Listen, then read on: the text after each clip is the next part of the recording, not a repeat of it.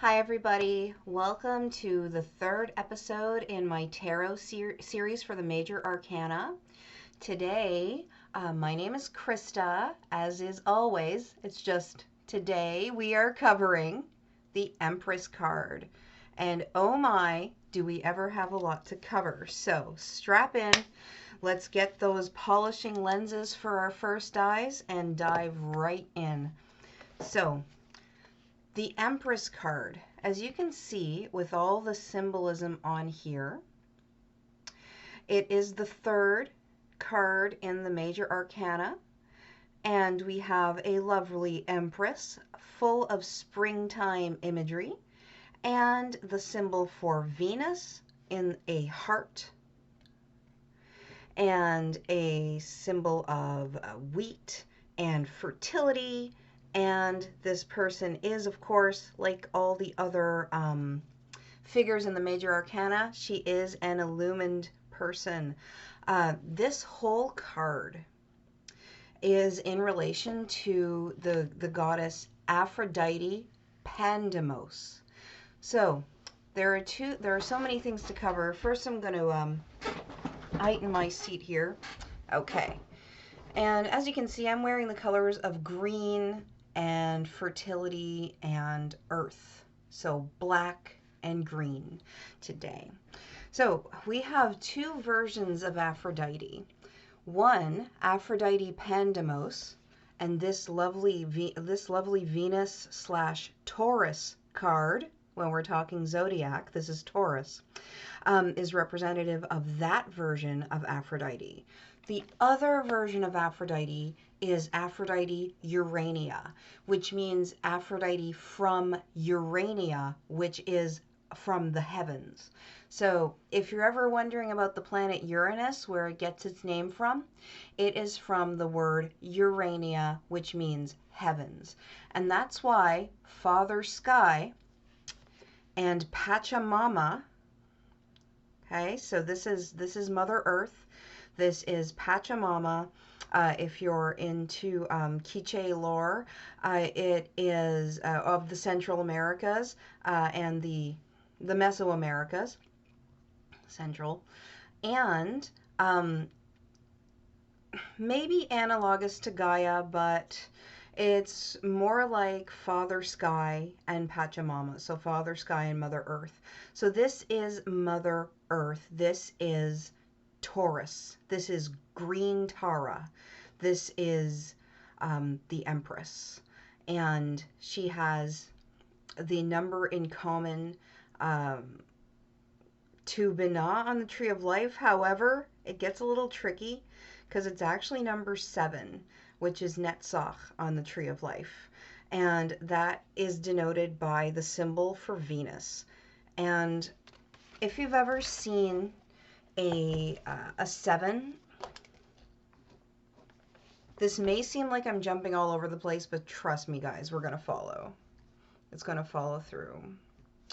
Okay, so if you've ever seen, oh, silly me, I thought that my horrible chicken scratches wouldn't be shown. But if you've ever seen a 7 that is written like this, it is from the Venus symbol. Okay, so as you can see in common, we always have, we usually have circles for planets, but if you think of it like that, that is where it's from, now that I put the little arm on it. So that number 7 is the 7th sphere in the Tree of Life, which is Netzach, and the lesson of that is to surrender. Now, when we come at it from our human ego perspective, we don't like the word surrender. It's insulting. It's demeaning. It's kind of like submission. It's not what we think of as a good time, unless we have proclivities for, you know, some kink or something. Just kidding. So surrender is about surrendering to your emotions.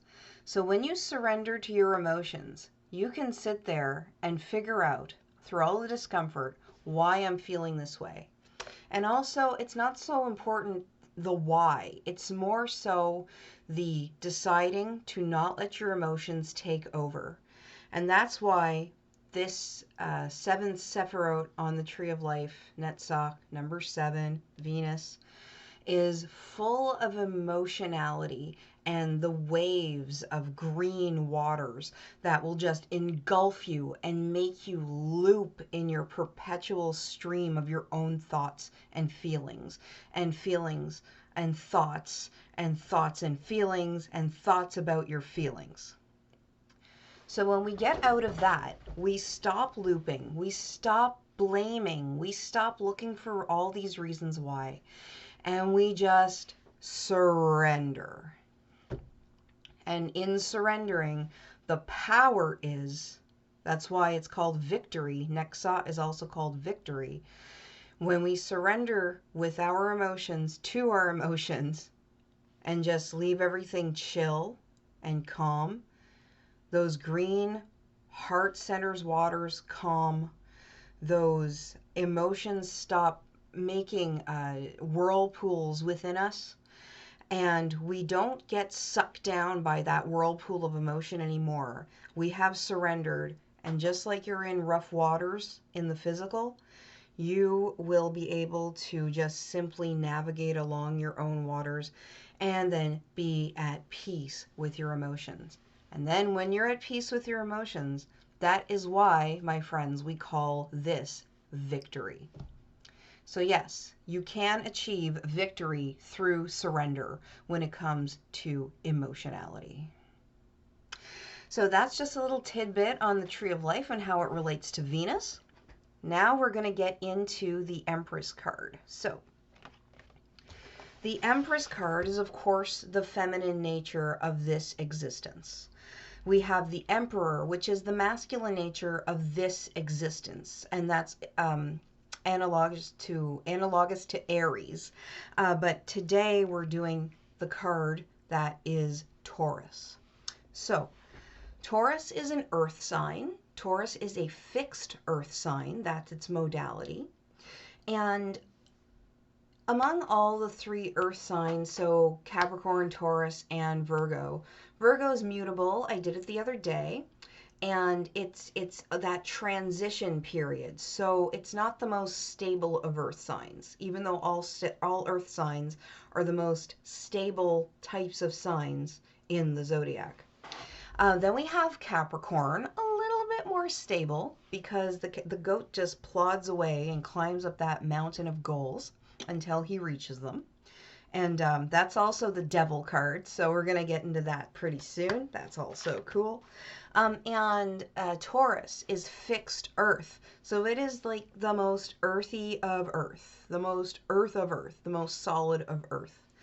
So this is a card representative of human women and how the feminine also is expressed in this reality. So when you're talking this card, the Empress, you're talking the whole Garden of Eden itself. Both Lilith, which is heady femininity, and Eve, which is bodily femininity. We blend the two, and she issues from the whatever woman that is, the most, I guess, empowered, the most embodied, the most secure woman, comes straight up from the earth herself. So this is the Garden of Eden card. This is spring. This is Taurus. This is sensuality. This is also sexuality, but it's more of a, like, it's Aphrodite Pandamos, so that is Aphrodite of the people. So it's more of a sensual type of sexuality as well. And the symbol for Venus is in a heart-shaped portion of her throne that she sits upon. Oh boy, we have a lot to cover today when it comes to hearts and Venus and that female sign. So, first of all, I'm going to get into some of the names of Venus itself. So, as we know, the Venus is kind of like the second planet, but it's after the sun and the moon, which is Leo, Cancer, and Mercury, which is which is the ruler of both Virgo and Gemini, and Venus is now that second planet. When you're thinking about in order of the solar system that we all learned in school, and it is represented by Taurus and in the Empress card. So we have a few names for Venus. So first of all, you probably heard Venus also referred to as the morning star. You've also probably heard Venus referred to as the evening star. And you've probably heard Venus referred to as Aphrodite, which I said right at the beginning of the video. Oh, just a quick note, Venus also rules the sign Libra, but Libra is an expression of like its archetype, if you want to call it that. One of them is Aphrodite Urania, so Aphrodite of the heavens, whereas Taurus's expression and archetype is Aphrodite Pandamos. So evening star, morning star, and where else have we heard morning star? Lucifer, of course. So Lucifer is another name for the planet Venus because it is the morning star. And it also got conflated with the term Helel. Okay, so we already have hell in the mix here when it comes to language. This is why I said English is just a conglomerate of all sorts of languages. It's a mishmash.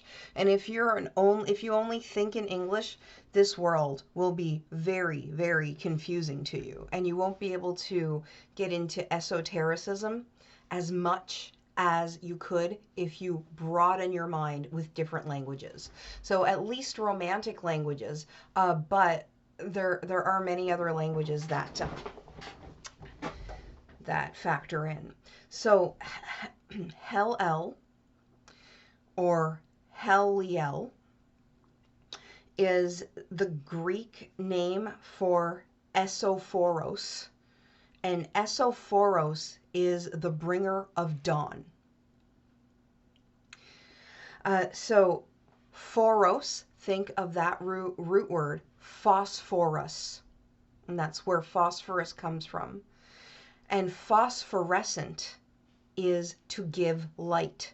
So we have a glow, a phosphorescent glow, and that glow is also called Christ. So there's a lot to unpack there.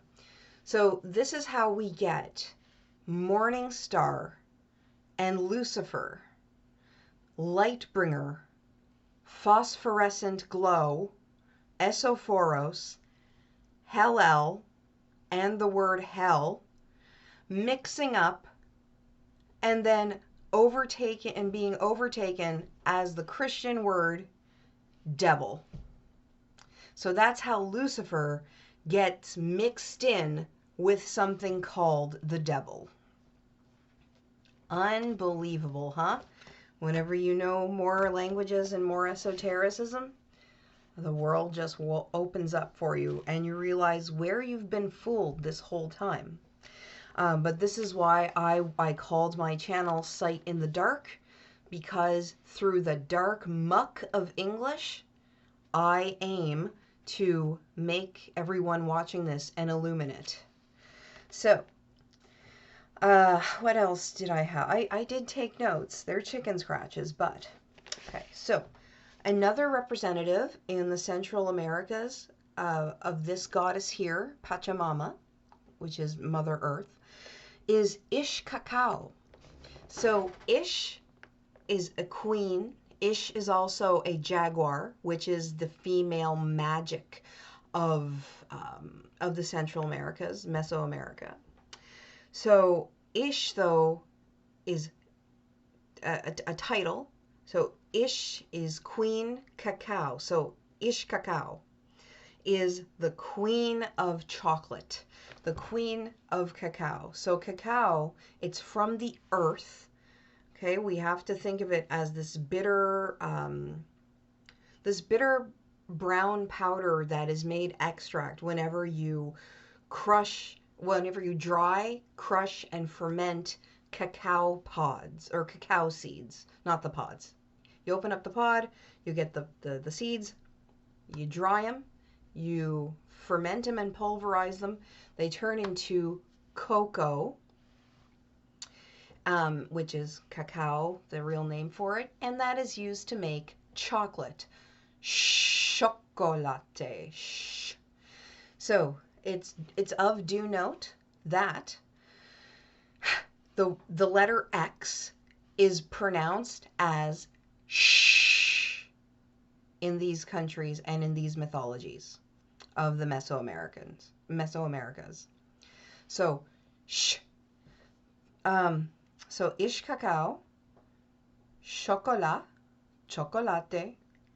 It's all names for that theobromic substance. So again, God, theo, theobroma.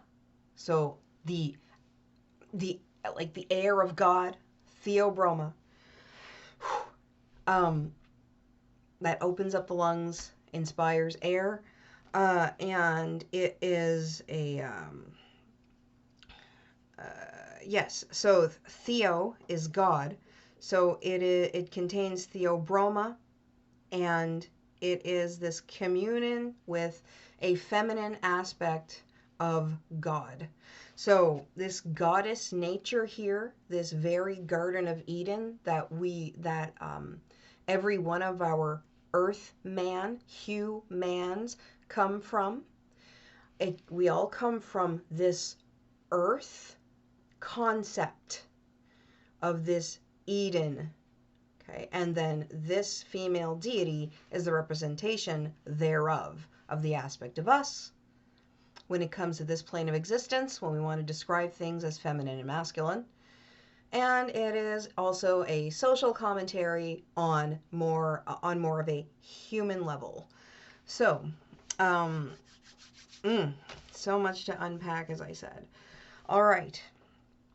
Now, also, in the Mayan cosmovision, there is a sign called Aq'Ab'al. Incidentally, that is my sign.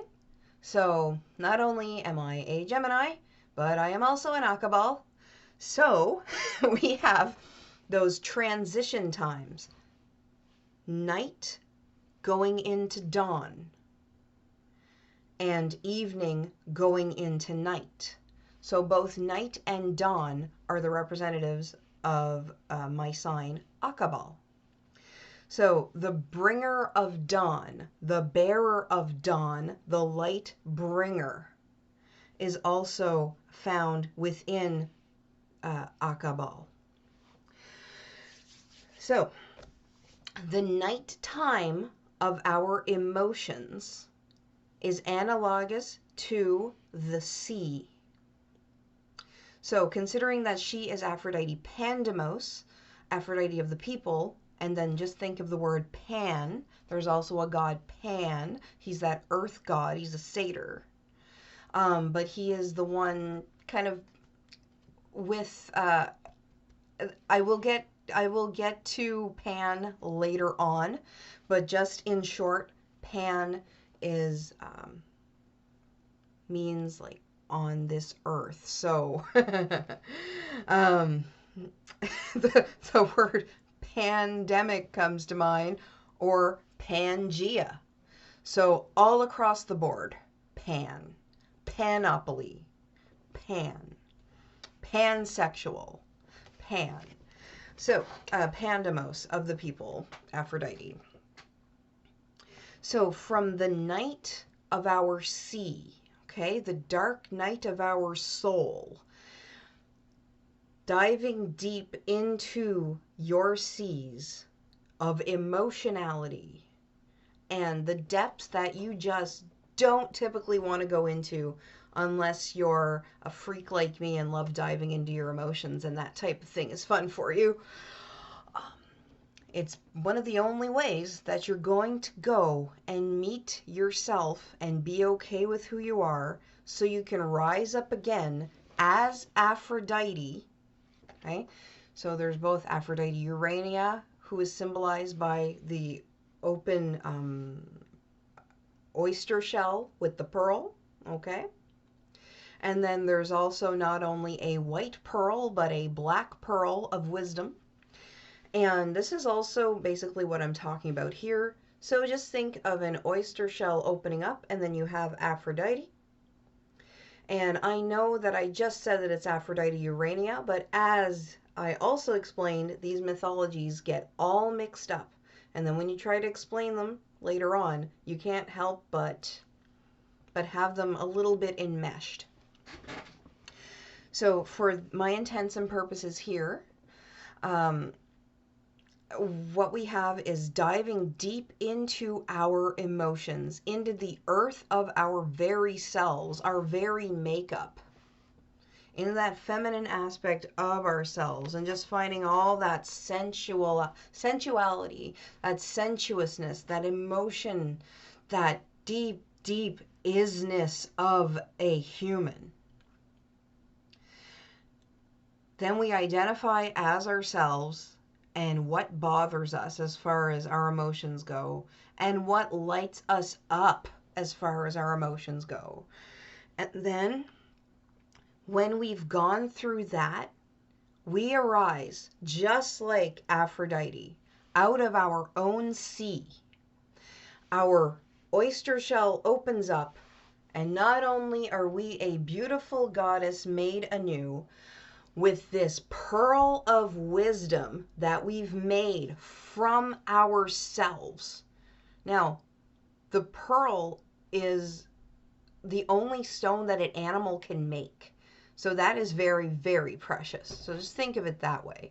Your human animal can make pearls, if you're analogous to an oyster. Yes, so you are beautiful Aphrodite coming out. You are Venus rising. You are both the evening star and the morning star. You are the bearer of light, the bringer of dawn, the bringer of light. And you have this beautiful pearl of wisdom that you made, all you. I could end there, but there's a little bit more. Aurora is also another name for a goddess, Aurora, in Roman mythology. And then this was also absorbed into Christianity as the name for the devil. So just think, all of these light names, light, beautiful light. And then people who wanted to control the world through Christianity took those names and made them their devils. So then our language, whenever we're taught English, whenever we're taught to think in a certain way, whenever we come to this material later, that's why it takes so long to unpack these words, unpack this mythology, this mishmash of mythology and meaning, and derive the true meanings therefrom. And as a juicy little tidbit, Venus has a pentagrammal orbit. So the five-pointed star, a pentagram, when it orbits in the sky, it has a pentagrammal orbit. So it makes a pentagram in the sky. Now, this is also interesting. And I might be veering a little bit left or a little bit right, but you will no longer question why you see pentagrams in certain church artwork. You will no longer question this. And the reason why, at least in the Hermetic version of the tarot, why pentagrams are associated with earth. Now, pentagrams are actually air because they're ideas made into physical form. But all throughout this deck that we're working with, the Rider-Waite deck, the pentacles or pentagrams are the earth suit. But just know that in the original cards, they were not earth, they were air. Regardless, whether you bring ideas or bring ideas into physical form, it's very, very easy to get a hang of it once you realize that pentacles mean bringing of light.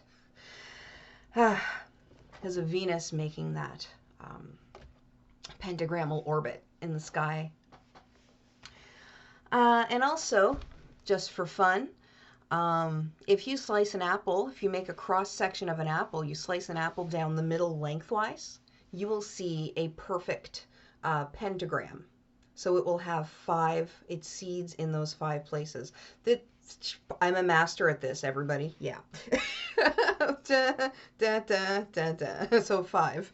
And that is also some mythology or mythology that got caught up and mixed up with the Garden of Eden and apples and pentagrams or pentacles and earth and Taurus and this mother goddess here, Aphrodite Pandamos. So that was the Empress card for today. I really appreciate you tuning in. Comment, like, subscribe, all those usual things. And when I do say subscribe, it's so I have more reach with these videos. Because with every subscription, my voice goes further. With every like, my voice goes even further. And more people can find my material as far as Mother Earth goes. No, but more people can find my content and spread it around and open up their sight in the dark and their inner vision as well. So I'd like to thank you once again. That was the Empress card, Venus and Taurus. And I'll see you next time.